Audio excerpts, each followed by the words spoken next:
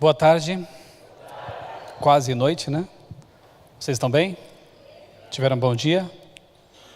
Nós aproveitamos para conhecer um pouco mais alguns lugares e em breve vocês terão lá no meu canal no YouTube, é só procurar Michelson Borges, você encontra no YouTube.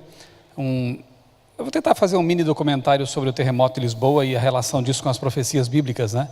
Então já filmamos no mosteiro no convento do Carmo e hoje estivemos na Praça do Comércio, né? E ali fiz uma outra parte da filmagem para falar sobre aquele evento triste, né? Mas que marca realmente o começo, um dos eventos que marcam o começo do tempo do fim, conforme as profecias, né? Dos evangelhos e Apocalipse 16, de modo assim bem específico, né? Mas a cidade de vocês é realmente encantadora. A minha esposa mesmo tem dito, cada lugar que a gente observa é um retrato, é uma pintura, né? Então, essa convivência também do antigo com o moderno, né? Isso é muito interessante. Então, parabéns, hein, por morarem aqui, né? E que Deus abençoe muito vocês, essa cidade, os projetos missionários relacionados com essa cidade também. Como temos feito todas as noites, ou começo de tardes, né? Começo de noite, nós tentamos aqui responder algumas perguntas. E ontem eu disse que alguns foram meio profetas, porque já perguntaram coisas que ainda nem foram tratadas, e hoje não é diferente. Chegaram algumas perguntas que, na verdade, serão respondidas possivelmente na quinta-feira. Querem ver, por exemplo? Eu vou deixar uma aqui para responder hoje.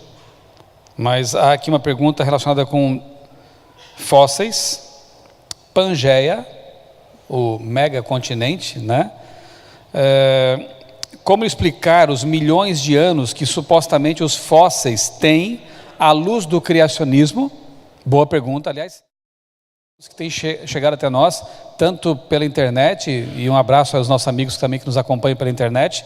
Mais uma vez, é um prazer estar falando a você, onde quer que você esteja, atrás de um computador, de um tablet, de um celular. Seja bem-vindo aqui e abençoado por Deus também. E as perguntas também que têm chegado até nós, de vocês, têm sido realmente perguntas muito interessantes, muito inteligentes. Essa aqui eu deixo para quinta-feira. Vou falar sobre fósseis. Por que é que não se vê fósseis humanos como existem de animais que morreram no dilúvio? Boa pergunta, hein? Existem realmente abundantes jazidas fósseis no mundo de dinossauros, de animais marinhos. Então há muitos, né? Há muitos espécimes aí de fósseis espalhados por todos os continentes, inclusive na Antártida. Mas por que não se encontram, por exemplo, fósseis de homens gigantes? Já que nós, como criacionistas, cremos, né, pela revelação, que de fato os homens, os seres humanos antediluvianos tinham estatura muito maior do que a nossa. Por que não se encontram então esses fósseis? Boa pergunta, não vou responder hoje. Vou deixar que você venha aqui a quinta-feira, tá bom? Há uma que eu creio que talvez tenha sido feita no começo da palestra de ontem, pergunta sobre o Big Bang em relação à Bíblia e à ciência. Acredito que nós já arranhamos um pouquinho o assunto ontem, né? Pelo menos tocamos a superfície do assunto, e eu não me atreveria a ir mais fundo do que isso, porque é tema para astrônomos, né? Astrofísicos. Aquilo que foi possível, tratamos ontem. E eu vou então, quem sabe, gastar um tempinho com a primeira pergunta da lista que chegou até mim. Como conciliar a idade da Terra e dos seres vivos com a datação das coisas usando o carbono 14? É um tema interessante, e o assunto das datação, né, é bastante polêmico também. Agora, uma coisa é bom que fique clara de início, né, que carbono 14 só é usado para datar material orgânico. Então, madeira, ossos, né, minerais, rochas. Aí é usado um outro método, tem a mesma lógica do carbono 14, porque é a questão do decaimento radioativo, né? Mas os elementos pai e filho, ou mãe e filho, você escolhe aí, mãe ou pai, são diferentes. Usa-se, por exemplo, urânio chumbo, potássio argônio e por aí vai. A lógica é a seguinte, à medida que o tempo passa, realmente essas substâncias que são radiativas, tipo o carbono 14, que é instável, diferentemente do carbono 12, que é estável, e urânio e outros, né, eles vão decaindo, essa é a palavra que se usa na química, né, há um decaimento radioativo, e vão sendo transformados em outros elementos, em outras substâncias, digamos assim, grosso modo. Se nós soubermos realmente a taxa, conhecemos a taxa de decaimento e conhecemos a meia-vida desse elemento, a gente pode estimar realmente uma data para aquilo ali. Vou fazer uma comparação assim bem simples, né? E usar agora o carbono 14, cuja meia-vida é de 5.000 e poucos anos, ok? Se passarem, por exemplo, digamos que o animal morreu e ele tivesse, para arredondar e facilitar os cálculos, 1 quilo, claro que é um absurdo isso, mas 1 quilo de carbono 12 e 1 quilo de carbono 14, ok? Começou então o decaimento. Depois de um tempo, nós vamos ali, fazemos a análise da amostra, e ele tem, quem sabe, meio quilo de carbono 14 e 1 quilo de carbono 12. Quantos anos tem essa amostra? 5.000 e poucos anos. Ok, passa-se mais tempo, vamos lá, esquece o passatempo, mas vamos achar uma outra amostra então na natureza, e aí nós percebemos que ela tem 250 gramas de carbono 14 e 1 quilo de carbono 12. Quantos anos tem essa amostra, supostamente? Mais de 10.000 anos. E assim vai o raciocínio. É lógico, não é? Mas tem um detalhe. Quem garante que quando aquele animal ou aquela planta, né, morreu, as proporções de carbono 12 e 14 eram as mesmas? E se essa amostra foi contaminada? Ou se, como já houve casos, né, o meu livro História da Vida, vocês têm tido acesso a ele lá à porta, né, à saída, ali tem um capítulo só sobre datação, métodos de datação. E há casos reportados, por exemplo, de uma tartaruga lá no México, que se alimentava de uma fonte de água fóssil. E o que é uma fonte de água fóssil? É uma água rica em carbono. E ao morrer, aquela tartaruga tinha séculos, milhares de anos na verdade. Por quê? Ela era tão velha assim? Não, ela estava contaminada por carbono 14. Neste caso, se sabia que ela vivia naquela fonte rica em água fóssil. Mas se não soubéssemos, a impressão que se teria que ela era muito, muito antiga. Uma tartaruga de milhares de anos, ok? Outra coisa, será que não há processos na natureza que fazem com que o decaimento seja acelerado? Hoje se sabe que há.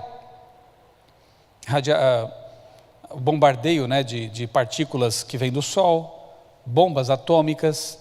Um outro exemplo apenas para a gente encerrar. Um aeroporto no Canadá, a região onde foi estabelecido o aeroporto, tinha árvores que haviam sido plantadas, fazia dos 100, talvez 200 anos no máximo. Não me recordo agora o tempo, tem tudo registrado no meu livro lá. Digamos que um século.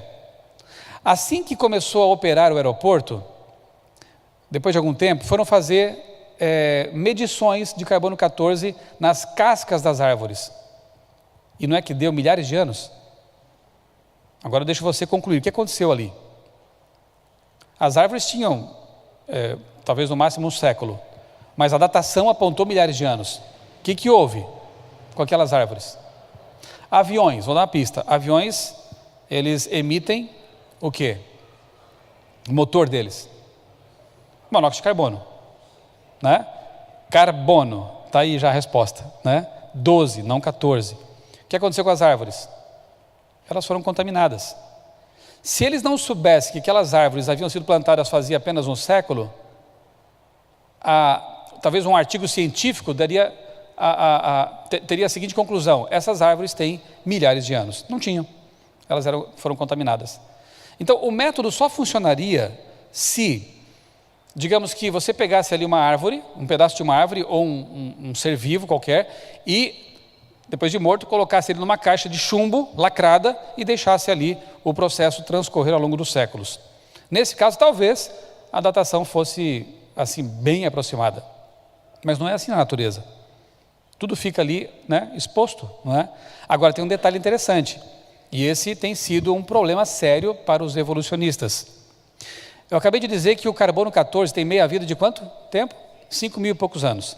Portanto, por esse método, já não seria possível encontrar traços de carbono 14 numa amostra que tivesse, digamos, 60.000 anos.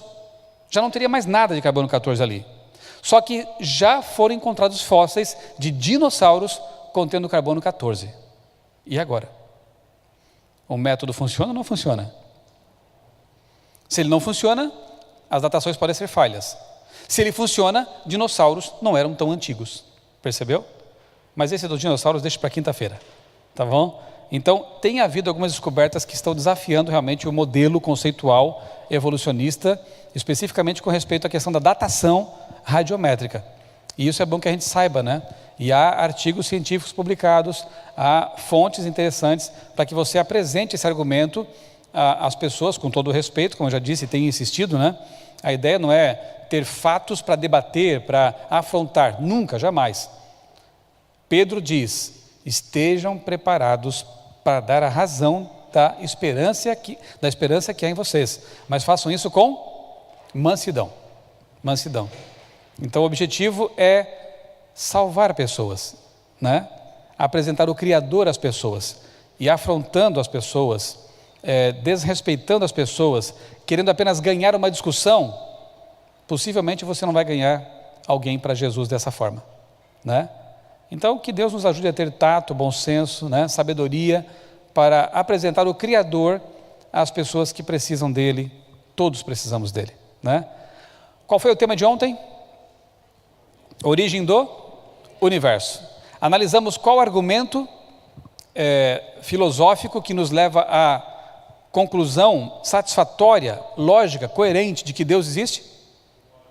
Cosmológico, né? Alguém lembra das 3 premissas? 3 premissas que compõem aquele silogismo. Primeira, tudo que tem um começo tem que ter uma causa. Segunda, o universo teve um começo. Parece que essa é a questão polêmica. Analisamos essa questão. E a terceira, o universo tem uma causa. E nós concluímos razoavelmente, usando a ciência, né, de modo assim, bastante claro, embora em linhas gerais, que os próprios cientistas, ao concluírem que o universo teve um começo, quer se chame isso de Big Bang ou qualquer outra coisa, eles se colocam numa situação complicada, se forem naturalistas. Porque se o universo teve um começo, o tempo, espaço e a matéria começaram em algum momento, é preciso que haja uma causa para isso. Porque o universo não pode se autocausar, senão ele já existiria antes dele mesmo.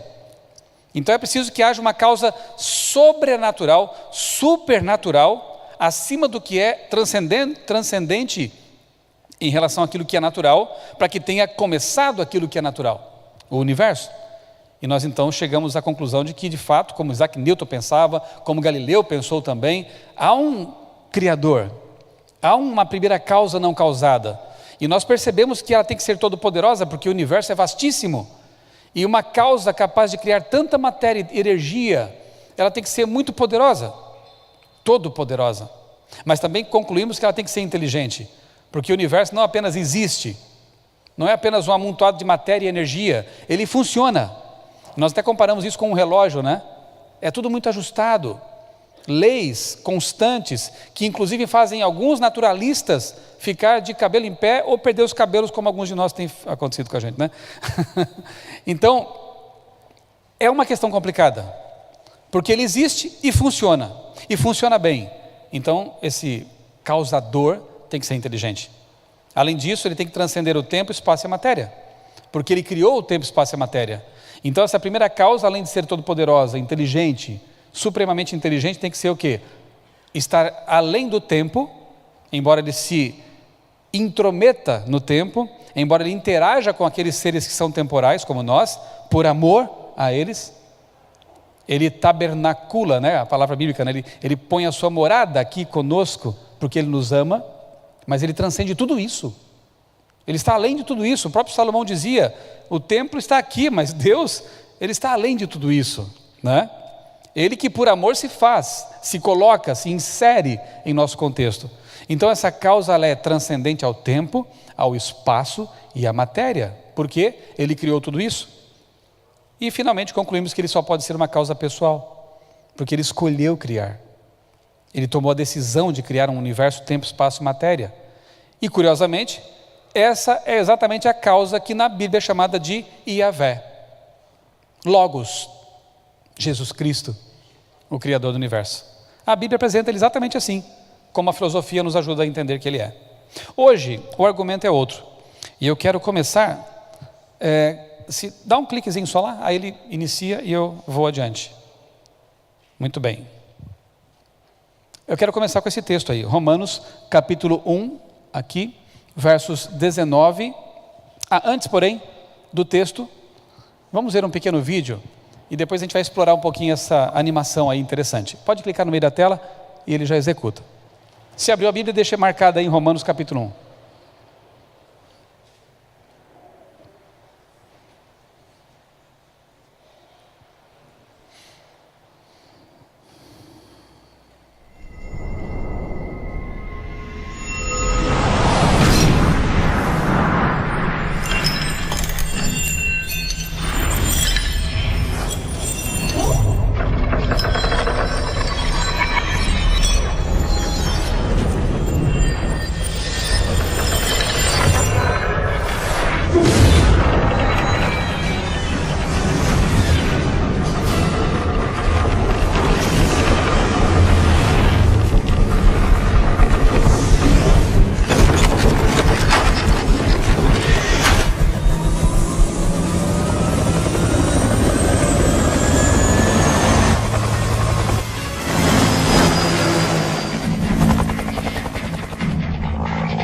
O que acha? Isso é possível?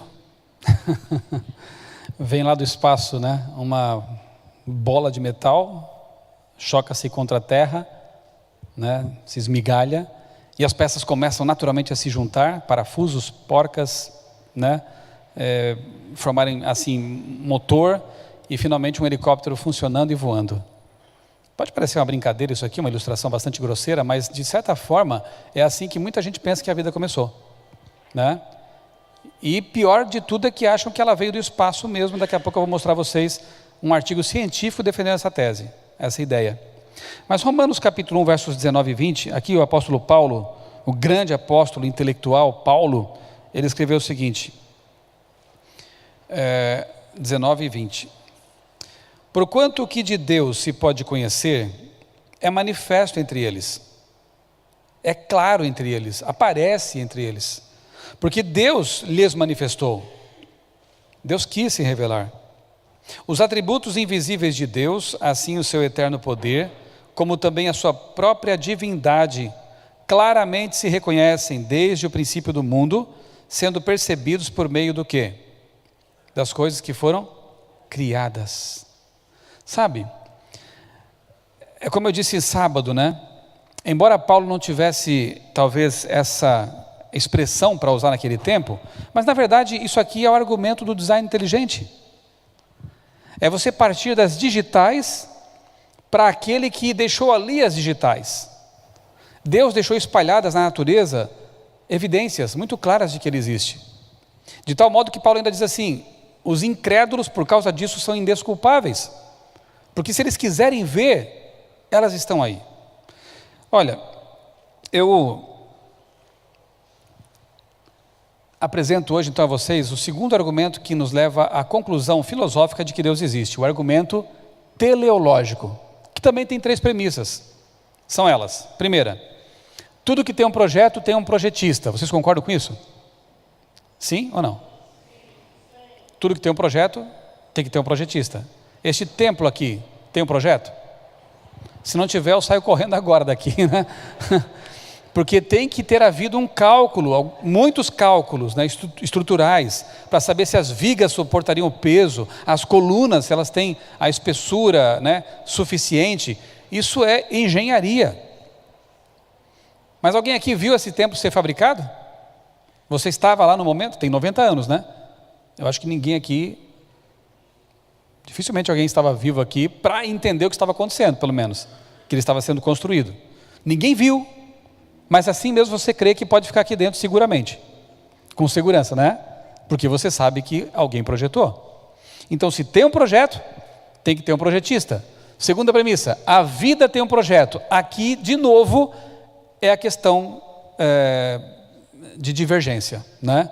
Alguns acham que não, alguns acham que a vida ela simplesmente surge por si só, a partir de elementos inorgânicos, e outros já pensam diferente disso, pensam que a vida precisa de um projeto, revela um projeto e, portanto, precisa de um projetista. Ok? Aqui os grupos se dividem. Agora, se a gente concluir razoavelmente que a vida tem um projeto, inevitavelmente concluiremos que a vida tem um projetista. Não é assim? Então, o que nós temos que fazer essa noite? Qual é a nossa tarefa aqui hoje? Nossa missão aqui hoje? É analisar a segunda premissa. Será que a vida tem um projeto? Comecemos por aí, então. Eu sou, assim, admirador de pintores, especialmente os expressionistas e também os impressionistas, né? E entre esses, eu gosto muito de Renoir, Auguste Renoir. E um contemporâneo que também me encanta o trabalho dele é o Vladimir Volegov, um pintor russo. Aliás, tem muita semelhança entre o trabalho deles, né? Entre o trabalho de um e do outro. As pinceladas são muito semelhantes, né? O estilo, a luz, as cores, enfim. E eu gosto tanto das pinturas deles, já vi várias telas, que se eu vir um quadro deles em qualquer lugar e não houver uma identificação, é bem possível que eu consiga identificar o pintor, o artista. Mas como, se você não viu a assinatura? Se alguém esconder, tapar a assinatura, como que eu seria capaz de identificar o autor da tela? O que você acha? Por meio de quê? Nos traços, o estilo, as cores, a forma como ele, né, as pinceladas, se mais grosseiras, se mais refinadas, a direção para onde apontavam. Um Van Gogh, né, é inconfundível, né?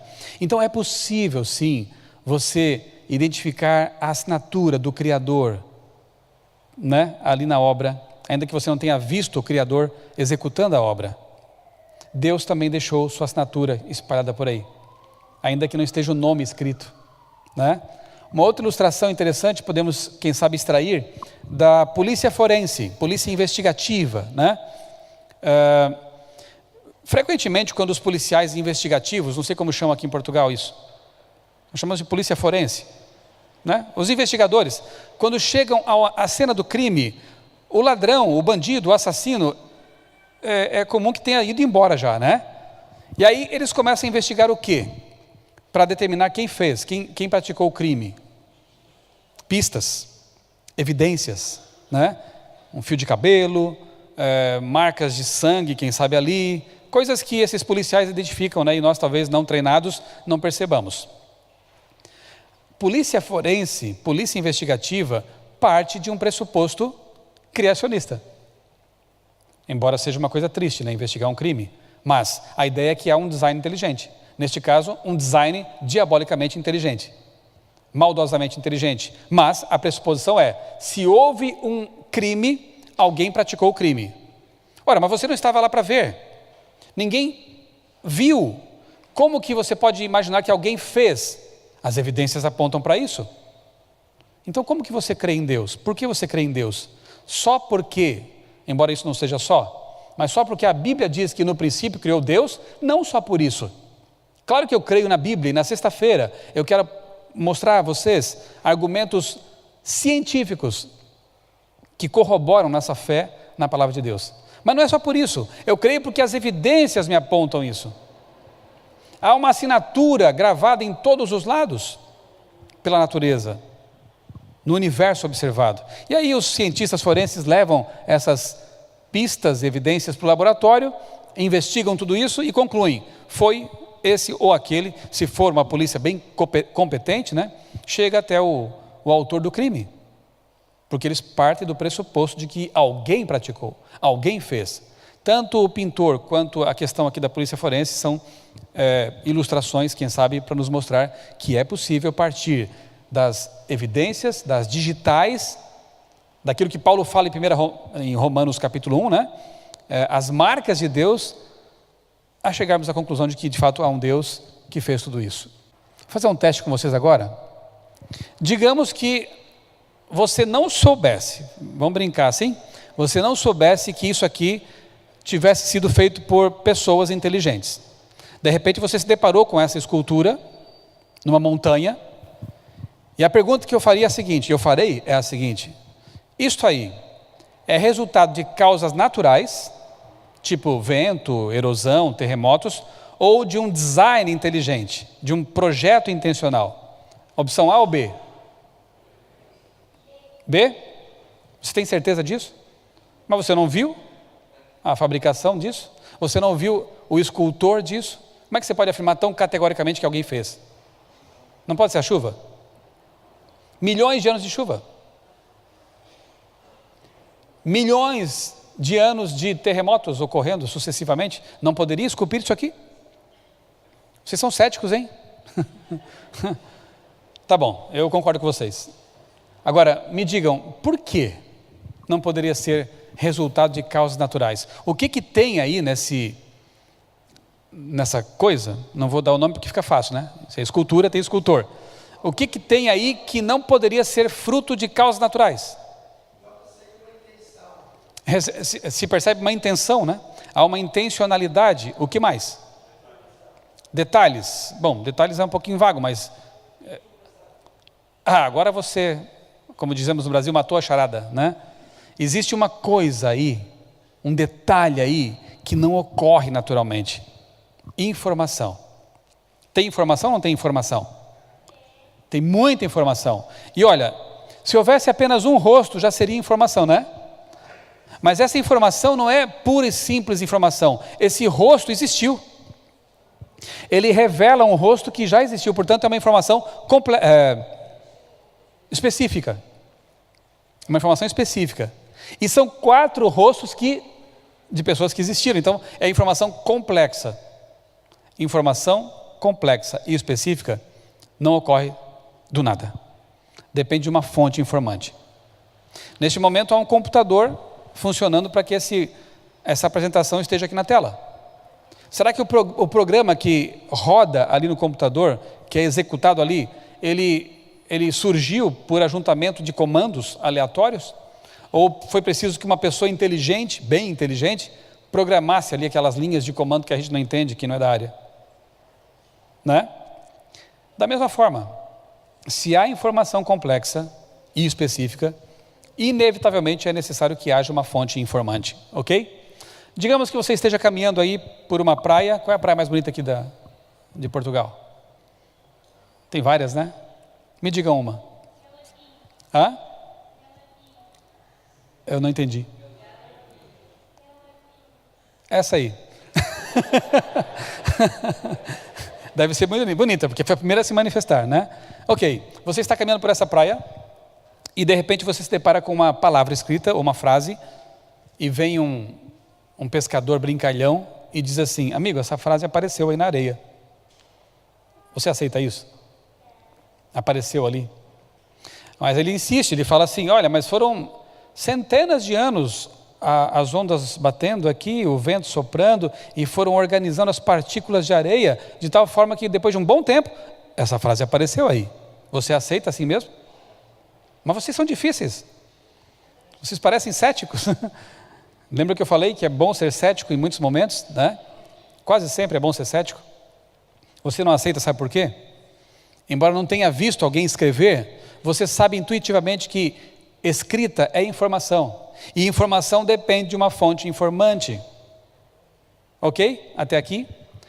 Vamos agora falar de coisa séria. Como diz um amigo meu que é químico, vida é coisa de profissional. Então deixa as brincadeiras para lá agora, a areia, a frase na areia, né? O Monte Rushmore, e vamos falar de coisa séria, vida. Mas eu quero começar de propósito com uma forma de vida que alguns chamam de simples. E talvez eu deva aqui fazer com que vocês mudem esse conceito de uma simples forma de vida. Ameba, um ser unicelular. Segundo um cientista evolucionista chamado Richard Dawkins, a ameba tem em seu núcleo, somente no núcleo, informação suficiente para encher 30 volumes de uma enciclopédia. Ameba. Eu brinco, às vezes falo assim, né? Bom, se alguém chamar você de ameba, fique feliz. Porque você pode falar, eu tenho muita informação realmente, né? Então esqueça essa coisa de uma simples forma de vida, Porque mesmo aquela que é tida como uma das mais simples, já é bem complexa, né? Pensa numa enciclopédia de 30 volumes, toda essa informação zipada, compactada, encriptada e colocada no núcleo de uma ameba. Isso é a ameba. E em toda a ameba daria para encher 1000 enciclopédias. Então, repense. Vamos dar um salto agora de informação, um salto informacional. Vamos ver aqui o ser humano. Ok? Olha só, se fosse impresso como listas telefônicas, aqueles livrões que antigamente se usava para colocar os telefones, né? De uma cidade, em listas telefônicas, o genoma humano, o que é o programa que roda dentro de você, que segundo Bill Gates é o programa mais complexo que existe, formaria uma pilha de livros, né? uma coluna de livros de 170 metros de altura, 170 metros de altura. Lá no Brasil temos o Pão de Açúcar, né? Que é aquela montanha monolítica, né? De pedra, que tem, lá no Rio de Janeiro, né? Que tem 392 metros de altura. Essa pilha de livros seria metade praticamente desse monte, dessa montanha. Isso é você em termos de informação. Gostou de saber? Olha só, tem mais. Pesquisadores lá de Harvard, eles conseguiram, isso já faz alguns anos, com certeza agora conseguem mais do que isso, armazenar 70, de novo aquela questão, né? 1000 bilhões, acertei agora? 1000 milhões, agora sim, eu aprendo até o fim da semana. 1000 milhões, que para nós são bilhões, de cópias de um livro, ou 700 terabytes, ou mais ainda, 100 mil milhões de DVDs. Onde? Cadê esse pendrive maravilhoso? Onde está esse HD poderoso? Não, esqueça, num grama de DNA, ou de ADN, o ácido desoxirribonucleico. Eles conseguem armazenar tudo isso em 1 grama de DNA. Com 4 gramas, armazenariam todos os dados digitais criados por toda a humanidade ao longo de 1 ano, todas as fotos, vídeos, imagens, tudo, textos, em 4 gramas de DNA. E eu pergunto, DNA ou ADN é tecnologia de ponta ou antiga? Tem mais de 6 mil anos, né?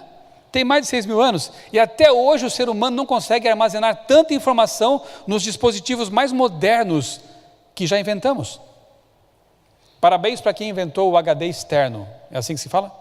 HD externo, mas parabéns, muito mais palmas, para quem há mais de 6 mil anos já usa essa tecnologia, é muito superior aos HDs que nós inventamos hoje. Interessante, né? Vamos lá. Evidências no mundo macroscópico. Tem muitas. Eu quero começar com algumas interessantes aqui. Citar apenas algumas interessantes, porque realmente o tempo não permite investigarmos tantas coisas maravilhosas que há. Assim como não dá tempo em uma semana conhecer tudo que tem de maravilhoso em Lisboa, não dá tempo de conhecer em uma semana tanta coisa que há no universo, né? de criação de Deus. O sonar dos navios, vocês acham que foi uma invenção importante? Maravilhosa?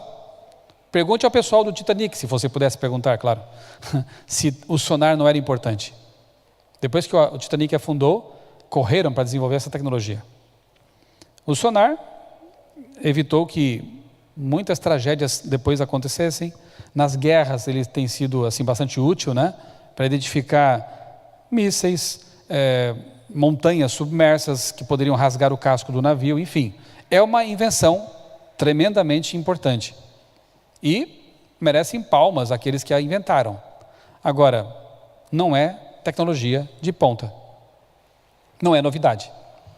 E eu usei aqui, como exemplo, 2 animais que, evolutivamente falando, estariam bem distantes um do outro, tá bom? Não são parentes próximos, para evitar que alguém dissesse. Claro, eles são parentes próximos, então eles têm o mesmo mecanismo, porque um herdou do outro, enfim. Mas não, golfinhos e morcegos. Um mamífero aquático e um mamífero alado, voador.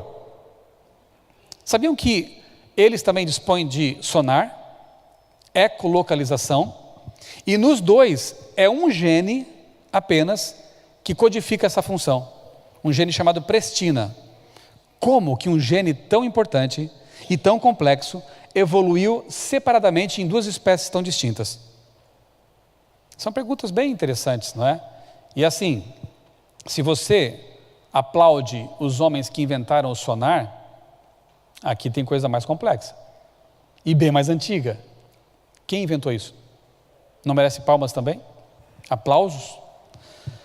Outro exemplo, GPS, é bom ou não é? Não é uma invenção importante? Eu me lembro quando ainda precisava usar aqueles mapas rodoviários, né? Que complicado aquilo. Uma cidade como São Paulo, por exemplo, 17 milhões de habitantes, uma infinidade de ruas, de lugares. Cada vez que eu tinha que ir para lá, para pregar em alguma igreja, lá são milhares de igrejas naquela cidade, eu ficava tenso. Era estressante essa tarefa de pegar um mapa, imprimir do Google, ainda já tinha o Google pelo menos, né? A gente imprimia aqueles mapas e ia tentando se localizar. Hoje é só colocar no celular, perdoe-me, no telemóvel. E aí a gente chega ao local. GPS, que invenção maravilhosa.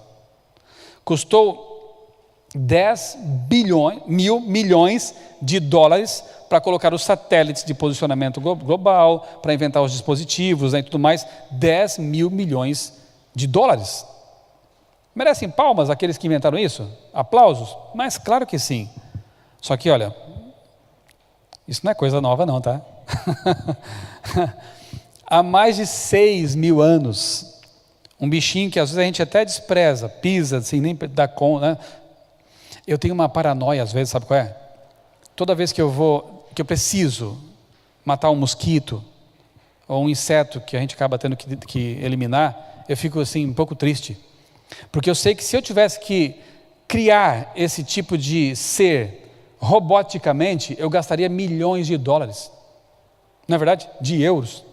Ele é muito caro, ele é muito complexo, mas a gente vai lá e mata, pisa. Mas enfim, né? Tem que fazer às vezes isso.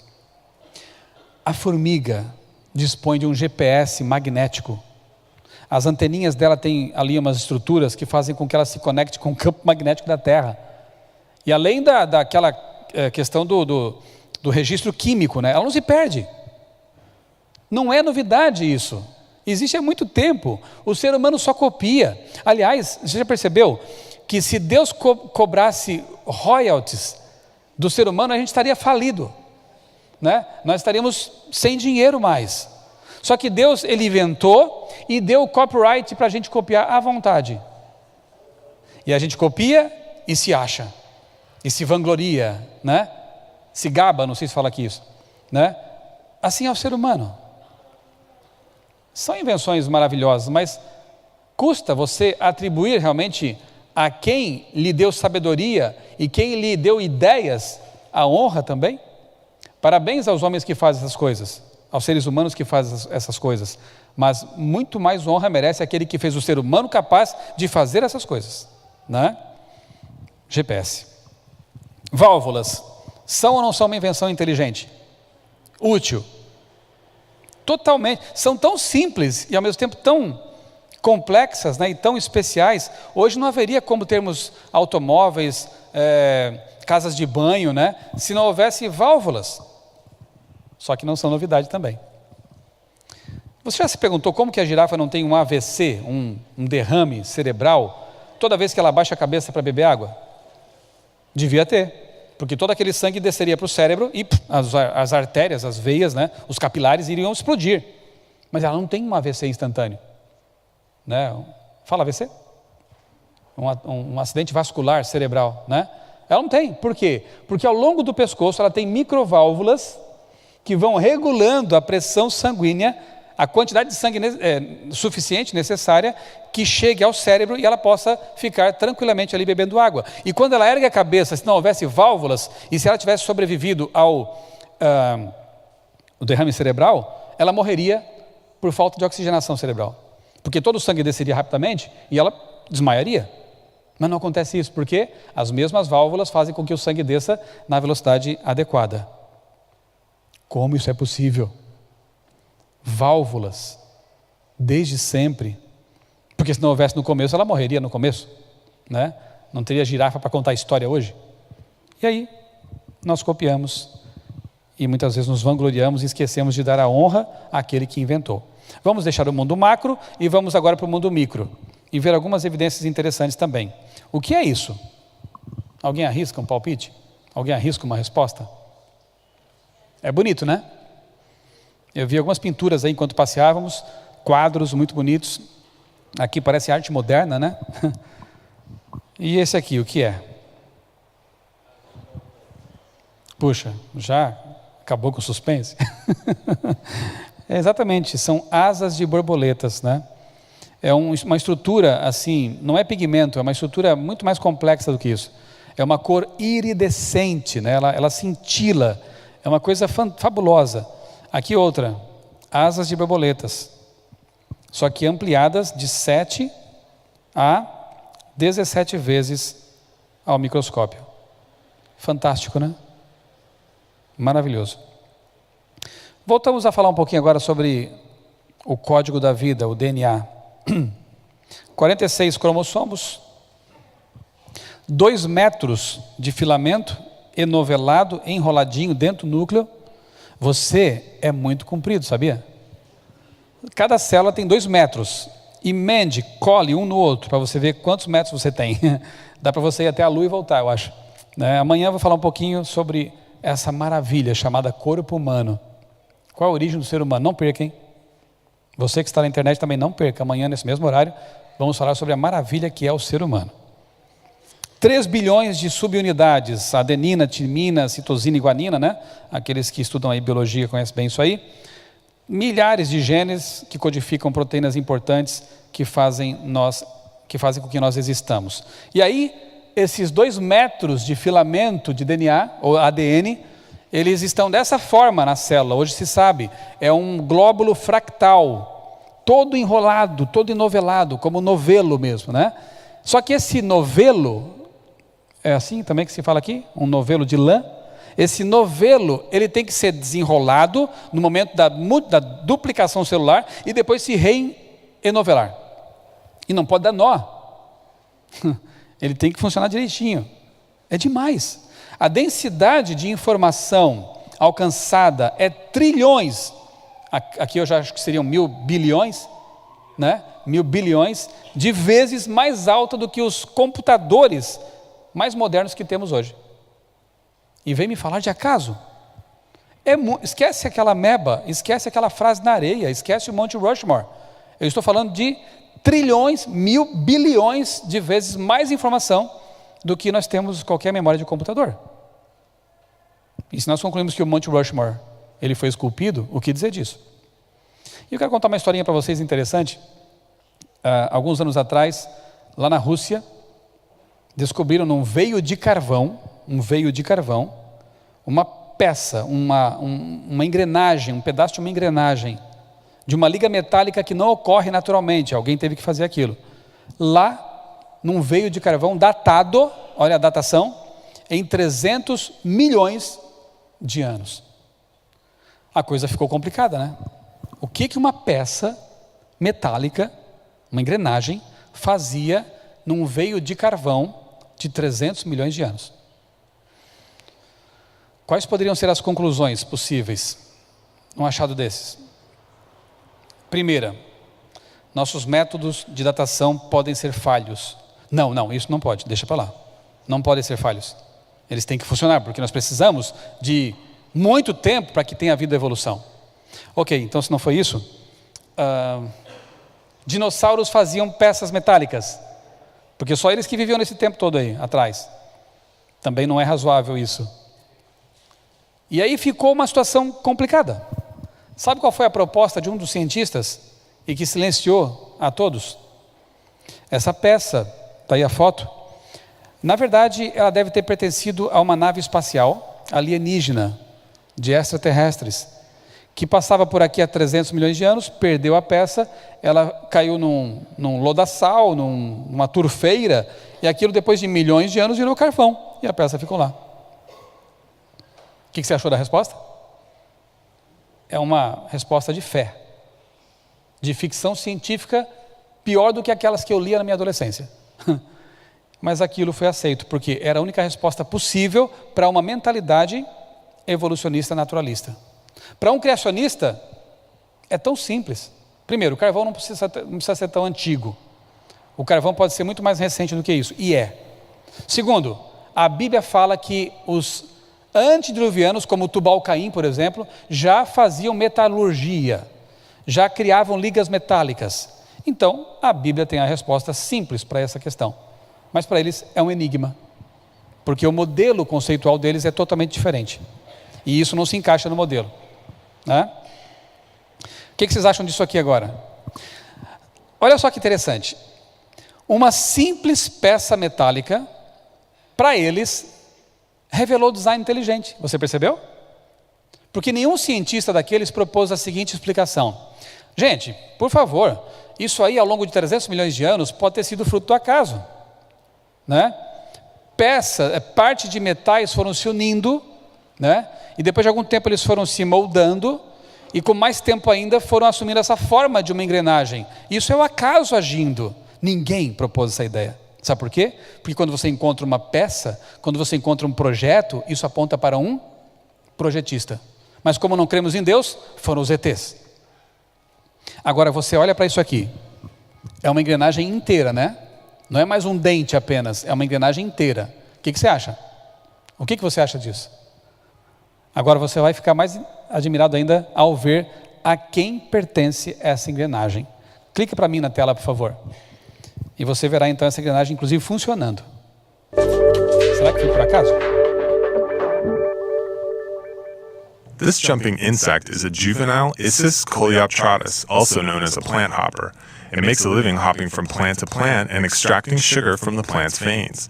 Unlike many jumping insects, the plant hopper's legs sit directly under its body, and this creates a unique problem. Unless both legs fire with exactly the same force and within microseconds of each other, Issus goes spinning through the air like a poorly thrown frisbee. In contrast, a grasshopper's legs are positioned on the outside of its body, which gives it a larger margin for air when taking off. A new study in the journal Science reveals how Issus has resolved this problem. On the inside of the insect's thighs are two sets of teeth. When it jumps, the teeth lock together, moving past each other at a rate of 50,000 teeth per second. This keeps the plant hopper's legs perfectly synchronized. According to the researchers, it's the first time that real working gears have ever been described in an animal, and they may be the first to have appeared on planet Earth. The plant hopper has been around for many millions of years, long before humans invented their own version of the gear. For Scientific American, I'm Eric Olson. Sempre tem que ter os many millions of years, né? Mas deixa para lá esse assunto aí. O que nos interessa é o seguinte: se uma peça, uma engrenagem, um pedaço dela, revela design inteligente, a ponto de ter que concluir que foi um ET que fez, isso aqui revela o quê? Acaso? Uma engrenagem que sincroniza o salto do inseto? E uma coisa que existe há milhares de anos já, né? Isso revela o quê? Design ou acaso? Sejamos coerentes. Se aquilo revela design, isso aqui muito mais. Olha só, o assunto começa a ficar complicado, né? Por exemplo, pense nos motores, agora os nanomotores, que são tecnologia de ponta realmente, nanomotores. Isso já existe há muito tempo na natureza, né? As bactérias, o espermatozoide dispõe também de rotores ultra eficientes. Olha só essa animação aqui, clica para mim, por favor, no meio da tela. Isso é uma animação 3D que mostra um rotor bacteriano. Aí está a bactéria flagelada, que tem um flagelo, né? um rabinho ali, né? E dentro dela um motor elétrico. Ele funciona eletricamente. Se você me diz que um motor de um automóvel ou um nanomotor criado pelo ser humano é design inteligente, isso aqui é muito mais. Porque a eficiência desses aí, ela é realmente absurda. Se não houvesse rotor no espermatozoide, o primeiro espermatozoide que evoluiu em algum lugar e apareceu por aí, não estaríamos aqui agora para contar a história. Ninguém estaria aqui agora. O espermatozoide precisa disso, e amanhã veremos que há um gene apenas que codifica essa função. Se esse gene não existisse, acabou, não tem humanidade. Não tem português, não tem brasileiro, não tem ninguém. A coisa começa a ficar complicada. E, finalmente, uma tese chamada panspermia cósmica, ela vai ser publicada numa revista científica, olha aí, daqui a 2 meses. Menos. Em agosto, na revista Progress in Biophysics and Molecular Biology. Uma revista científica de biofísica e biologia molecular, vai acolher e publicar um artigo que já está disponível na internet. Quem quiser pesquisar, está ali o título. Aqui embaixo o título, né? Origem cósmica ou terrestre da explosão cambriana. Não tenho tempo agora de explorar essa questão da explosão cambriana, mas apenas pense o seguinte: a vida é muito complexa desde a origem. Eles sabem disso. E mesmo que houvesse transcorrido 1.000 bilhões, 3.000 bilhões de anos na Terra, não haveria tempo suficiente para a evolução de uma vida tão complexa. Porque o Cambriano nos mostra isso. Depois eu falo sobre o Cambriano em outra noite, tá bom? Mas o fato é que não dá tempo. E eles já concluíram isso, já perceberam isso. Aí a ideia é a seguinte: olha só. Essa citação é do artigo, tá? Que vai ser publicado em agosto. Todos os experimentos de laboratório que tentaram simular a origem da vida até agora levaram ao fracassos deprimentes. Parece então razoável irmos ao maior local disponível com relação ao espaço e o tempo, o espaço sideral. Perceberam a admissão? Todos os experimentos que tentaram provar que a vida surgiria aqui na Terra fracassaram, deram em nada. E o que fazer agora? Joga o problema para fora. Essa é a ideia. Joga a batata quente, a gente fala no Brasil. Joga a batata quente para fora, porque aqui não está dando para resolver o assunto, a situação. Isso é a panspermia cósmica. Porque se você perguntar para um evolucionista que crê nisso, e cada vez mais estão crendo nisso. Ok, a vida não surgiu aqui, mas como é que foi que surgiu lá fora? Não sei. Não tem como investigar como aconteceu lá fora. Não tem como irmos para lá e analisar como que a vida surgiu. Isso é desculpa, você percebe? Nunca vai ser resolvido o assunto então. A batata quente foi jogada para fora e para bem longe. Agora, detalhe interessante, né? Como que eles pensam que foi então? Em algum lugar surgiu, quem sabe lá, uma bactéria. Ela embarcou num meteorito, num asteroide, e viajou para o espaço. Ao longo de quanto tempo, não sei. Bom, essa bactéria resistiu então às radiações, né, estelares, ao frio absoluto do espaço e ao vácuo. Podia até ser uma anaeróbica, né, mas vai chegar na Terra, tem oxigênio, vai ser complicado para ela. Mas enfim, ela resiste a tudo isso viajando no espaço. Quando uma rocha dessas entra aqui na nossa atmosfera, o que acontece? 1.000 e tantos graus. Se não explodir na atmosfera e chegar até o chão, ela vai enfrentar uma temperatura altíssima. As naves espaciais têm que ter ali nos bordos de ataque, como dizem, né, cerâmica que resiste a mais de 1.000 graus. Os ônibus espaciais tinham isso aí, aquelas plaquinhas, né, de cerâmica embaixo, nas pontas das asas, porque senão derreteria tudo. Mas essa bactéria sobreviveu ao frio do espaço, ao calor da entrada e ao impacto contra a água ou contra o chão. E acontece o que quando um asteroide cai aqui? Explode, né, e sobra apenas um astroblema, uma cratera ali. A bactéria sobreviveu ao impacto também. Que bactéria é essa, gente? Está aí. Nós somos todos kryptonianos, descendentes de uma bactéria de Krypton, porque se não fosse isso, não sobreviveria. Isso é a panspermia cósmica. Panspermia cósmica é o nome da teoria. Nem teoria, da hipótese, né, que tenta explicar a origem fora da Terra. Para encerrar, diante de tantas incoerências, dúvidas, incertezas e problemas relacionados com as origens, na verdade o que resta são escolhas. Você escolhe acreditar nisso ou naquilo. E há pessoas do mundo científico, inclusive, fazendo escolhas. Por exemplo, Richard Dawkins, hoje é um dos maiores defensores do evolucionismo, né? Um biólogo ateu, inglês, autor de alguns livros, como por exemplo, O Relojeiro Cego, Deus, um Delírio. Esse é um ateu militante. Eu conheço muitos ateus com quem eu consigo dialogar, consigo trocar ideias, mas esse aqui é complicado. Esse ele é combativo, eu quase digo que ele odeia os criacionistas, né? E nesse livro ele diz o seguinte, olha só: a biologia é o estudo das coisas complexas que dão a impressão de ter um design intencional. Dawkins, o que é isso? Quer dizer, aí o biólogo está lá pesquisando, quem sabe, uma planta, uma flor, né? E ele começa a concluir que aqui existe um design. Fotossíntese, que coisa mais tremenda, né? as células, e tudo que eu falei essa noite está ali, presente.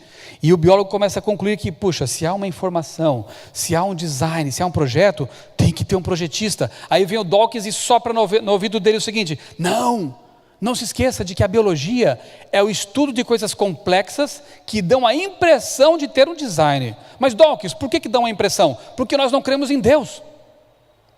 E como não cremos em Deus, temos que achar outra explicação. É só uma impressão, não é assim. Mas Dawkins, isso é fé. Fica quieto. Não fale mais. Está vendo como é que a coisa vai? Outro grande nome da ciência, esse muito mais. Francis Crick é um dos descobridores do ADN, né, daquela dupla hélice. E o Crick, tido como um dos papas da biologia, disse certa vez: os biólogos devem ter sempre em mente que aquilo que vem não foi planejado, mas evoluiu. Para mim, isso tem outro nome: lavagem cerebral. Conhece essa expressão? Lavagem cerebral. Porque se a pessoa tem que ter sempre em mente uma coisa, que as evidências apontam noutra direção, isso é uma autolavagem cerebral. Aí o biólogo vai lá, começa a pesquisar a planta, o botânico, né? Olha, isso aqui revela design. Tem projeto, tem informação complexa, específica, tem que ter um design. Aí vem o Francis Crick, com toda a sua autoridade, e diz: não, você tem que ter sempre em mente que o que você está pesquisando, o que você vê, não foi planejado, evoluiu. Mas por que, Crick? Porque nós não cremos em Deus. Então temos que achar outra explicação. Mas peraí, Crick, então isso é uma resposta de fé, não científica. Fique quieto, não atrapalhe. Você está percebendo como é que é? E depois dizem que nós é que somos crentes, né? Mas há outras pessoas indo noutra direção. Eu vou citar apenas 2 exemplos. Um deles foi diretor do projeto Genoma por 10 anos. Um grande cientista dirigiu esse projeto, cuja missão era simplesmente mapear o genoma humano. Era um ateu. E depois de algum tempo, pesquisando o genoma humano, a complexidade da vida, né, o código da vida, ele se tornou um cristão, se converteu. E escreveu um livro intitulado A Linguagem de Deus. A Linguagem de Deus. Como Collins chegou a Deus? Pela Bíblia? Não, porque ele não aceitava a Bíblia. Ele chegou a Deus por meio do quê? Da ciência. E quem disse que Deus não fala por meio da ciência, quando corretamente compreendida? Quem disse que Deus não pode falar por meio da história, da arqueologia, da filosofia? Há muitas pessoas chegando a Deus por esses caminhos. Dá mais trabalho? É mais complicado? Sim. A Bíblia é um atalho. Mas como não aceitam Deus, ele se revela de outras formas. Não é assim que diz Hebreus? Deus tem se revelado de muitas maneiras às pessoas. E o outro, Anthony Flew, ele é tido como o maior filósofo ateu do século XX. Faleceu alguns anos atrás. Passou a vida combatendo a fé, a religião. E no fim da vida, ele teve a coragem e a honestidade intelectual de reavaliar tudo o que ele havia escrito, tudo o que ele havia ensinado. E antes de falecer, escreve um livro, Testamento, cujo título, em português do Brasil, ficou assim: Um ateu garante, Deus existe. Um ateu garante, Deus existe. É um livro muito interessante. Se você tiver a oportunidade de ler, encontrar por aí, esse aqui do Anthony Flew seria talvez um bom livro para começar uma conversa com um ateu sincero, um ateu mente aberta. Você pode dizer: esse livro aqui não fala de Bíblia, esse livro aqui não fala de religião, porque o autor não era religioso. O autor aqui honestamente abre o coração e apresenta os argumentos filosóficos que o tornaram um cristão, que fizeram com que ele repensasse a sua descrença.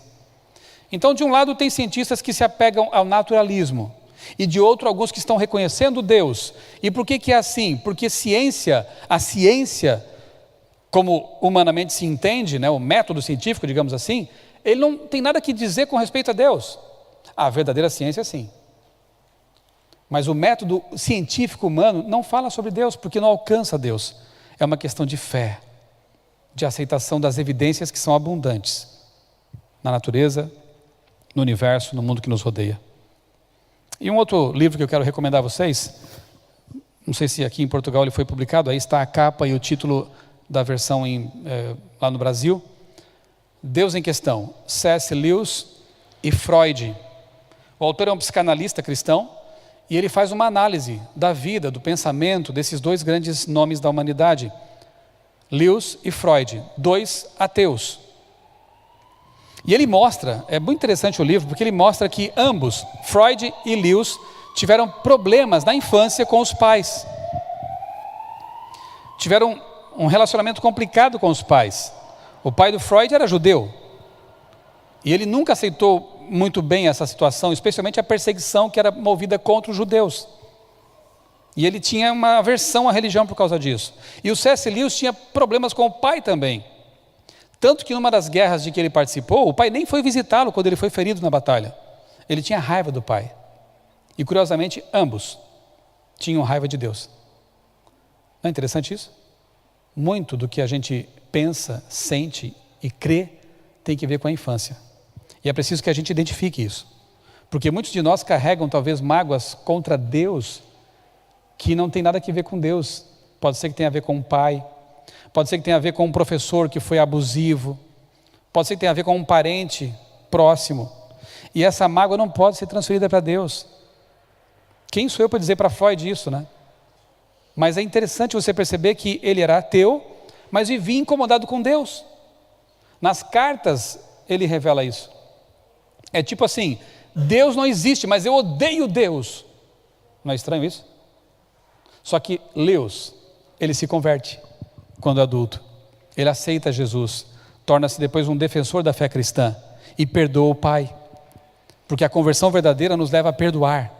Ele perdoa o pai e ele se reconcilia com Deus. Freud, tanto quanto se saiba, nunca fez isso.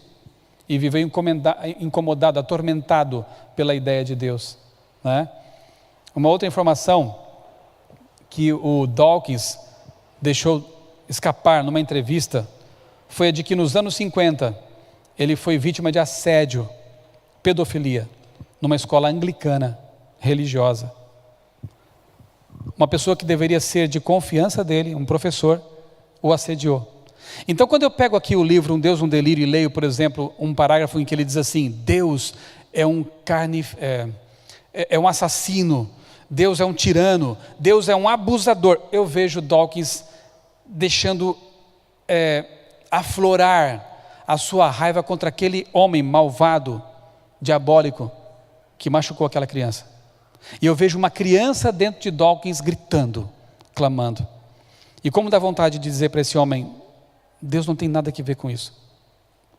A Bíblia fala de um Deus que é perdoador, de um Deus que se fez homem para morrer por você. E esse ódio que você está deixando transparecer em seus livros, em seus artigos, em suas palestras, tem a ver com a sua infância, com aquela pessoa. Então, se nesse momento eu falo para alguém aqui na igreja que já sofreu algum abuso, algum assédio quando criança, ou você que está me acompanhando pela internet, pensa um pouquinho, será que isso não, esse desconforto, essa raiva, essa atitude em relação à autoridade, ao Pai do céu, não tem que ver com esse trauma na sua vida? E por que não permitir que Deus cure essa ferida aberta? Por que não permitir que Deus se revele a você como o Pai de amor que Ele é de fato? E quem sabe você aceitar o Criador pelo que Ele é, não pelo que você tem aí na sua bagagem emocional. Deus não tem nada a ver com essas pessoas que te fizeram sofrer. Deus não tem nada a ver com o sofrimento que há no mundo. Deus criou um mundo perfeito. Escolhemos o mau caminho, mas Ele se comprometeu a consertar as coisas, a curar nossas feridas. Para você, quem é Deus? Abra sua Bíblia e vamos ler aqui o último texto, em Isaías 49, verso 15. Isaías 49, verso 15. E vamos encontrar a resposta aqui à pergunta: quem é Deus para nós? Quem é o Deus da Bíblia? Para que as pessoas possam, quem sabe, corrigir a noção equivocada que eventualmente tenham de Deus. O profeta escreveu o seguinte: acaso pode uma mulher esquecer-se do filho que ainda mama, de sorte que não se compadeça do filho de seu ventre? Mas ainda que ela, a mãe, viesse a se esquecer dele, do filho, eu, todavia, não me esquecerei de ti. Amém. Esse é o nosso Deus.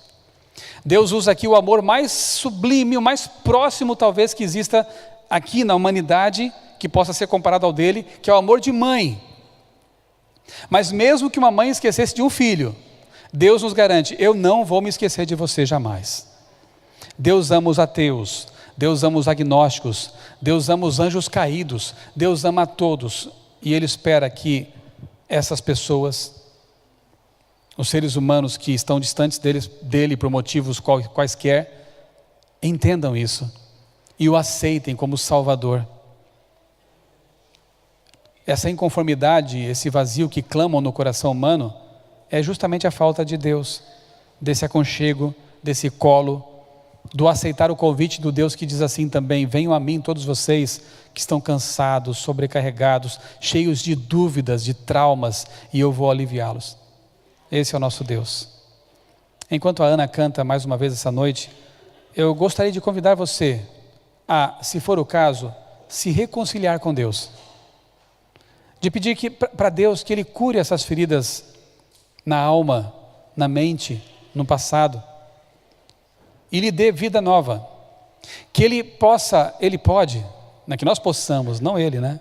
Que Ele nos abra os olhos para contemplarmos as evidências que Ele espalhou na natureza, como que dizendo: filho, olha aqui, eu estou aqui. Você ainda não pode me ver o rosto, você ainda não pode me dar aquele abraço tão aguardado, mas eu espalhei na natureza, no espaço, em você, dentro de você, muitas evidências, muitas digitais que apontam para a minha existência, e deixei a você também a Bíblia Sagrada, esse livro maravilhoso que mostra que Deus sou eu, um Deus que ama mais do que uma mãe. Enquanto ela canta, você que está aqui, você que está nos acompanhando pela internet, que tal mais uma vez conversar com Deus? Que tal mais uma vez meditar na letra da música que foi preparada com carinho e com oração para esta noite, e entregar o coração e a mente ao nosso Deus Criador? Aproveite esse momento para isso.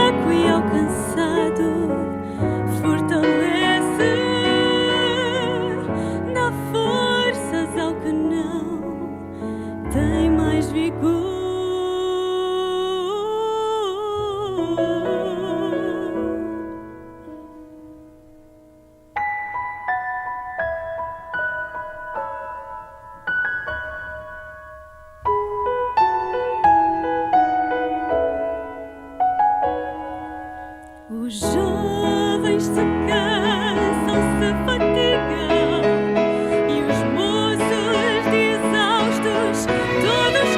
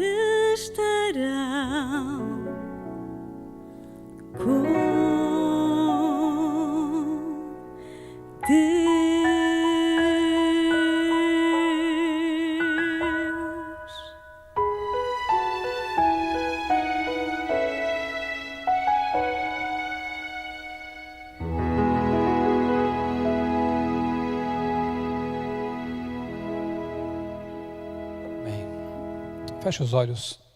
Vamos falar com esse Deus maravilhoso.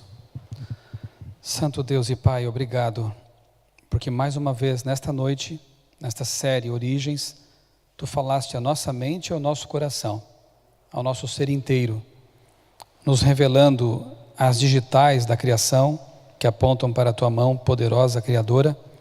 Obrigado, Senhor, porque nos rodeaste de evidências, de sinais, como que chamando nossa atenção para a Tua existência, para a Tua realidade e também para a Tua palavra, que é a suprema revelação desse Deus poderoso e amoroso.